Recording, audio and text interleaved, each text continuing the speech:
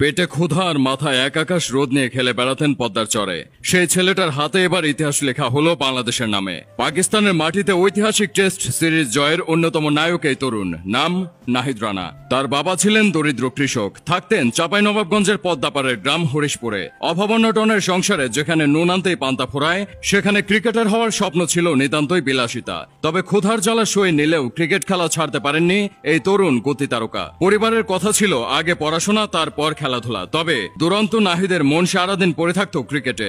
পরিবারের আপত্তি সত্ত্বেও স্কুল ফাঁকি দিয়ে লুকিয়ে বন্ধুদের সাথে ক্রিকেট খেলতেন নাহিদ। এর জন্য মারও খেতে হয়েছে তাকে। তবে ক্রিকেটের প্রতি ছোট ভাই নাহিদের এমন আগ্রহ দাগ কেটে গেছে বড় ভাইয়ের মনে।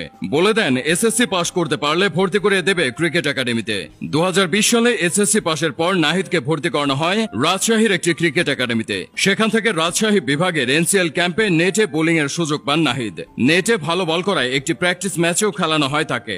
সেই ম্যাচে তার আগুন ছড়া বোলিং নজর কাড়ে রাজশাহী ডিভিশনের কর্তাদের। দেরি না করে সেই সিজনেই নাহিদকে এনসিএল এ মাঠে নামায় রাজশাহী। নিজের প্রথম ম্যাচে 4 উইকেট শিকার করেন এই তরুণ স্পিড স্টার। এনসিএল এ গতির ঝলক দেখিয়ে ডাক পান 2022 অনূর্ধ্ব 19 বিশ্বকাপ দলের ক্যাম্পে। মূল দলে জায়গা না পেলেও ছিলেন স্ট্যান্ড বাই হিসেবে।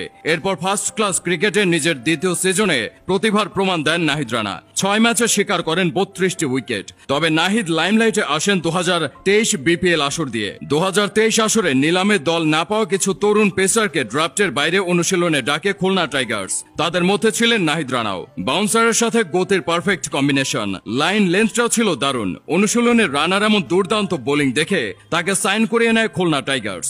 সেই আসরে 3 ম্যাচে মাঠে নেমে নিজের গতি ও বৈচিত্র্যময় বোলিং দিয়ে সবাইকে চমকে দেন চাঁপাইনবাবগঞ্জের এই স্টার বয়। ঘরোয়া লিগের সব ফরম্যাট মিলিয়ে এরই মধ্যে উইকেটের সেঞ্চুরি করেছেন নাহিদ। ইবাদত হোসেনের ইনজুরি ও তাসকিন আহমেদের অনুপস্থিতিতে চলতি বছর শ্রীলঙ্কার বিপক্ষে টেস্ট সিরিজের দলে তার ডাক আসে। শ্রীলঙ্কার বিপক্ষে নিজের আন্তর্জাতিক টেস্ট অভিষেকে 2 ইনিংসে 5টি উইকেট শিকার করেন বাংলাদেশের এই তরুণ স্পিড স্টার। পাকিস্তানের বিপক্ষে প্রথম ম্যাচে একটির বেশি উইকেট না পেলেও তার বোলিং সকলকে মুগ্ধ করেছে। নাহিদ বলেছিলেন দেশের হয়ে আন্তর্জাতিক ক্রিকেটে তিনি সর্বোচ্চ গতির বল ছুড়বেন। ক্যারিয়ারের তৃতীয় টেস্টে খেলতে নেমেই সেই কীর্তি গড়লেন 21 বছর বয়সী এই গতি তারকা।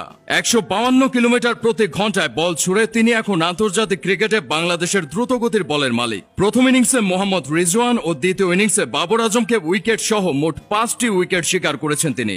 যে রাওয়ালপিন্ডি থেকে শোয়েব আখতারের মতো গতি তারকা পেয়েছিলেন পাকিস্তান, সেই মাঠেই পাকিস্তানকে গতির আগুনে ঝলসে দিয়েছেন নাহিদ রানা। তাই অনেকেই তাকে শোয়েব আখতারের রাওয়ালপিন্ডি এক্সপ্রেস তকমার সাথে মিলিয়ে চাঁপাইনবাবগঞ্জ এক্সপ্রেস নাম দিয়েছেন।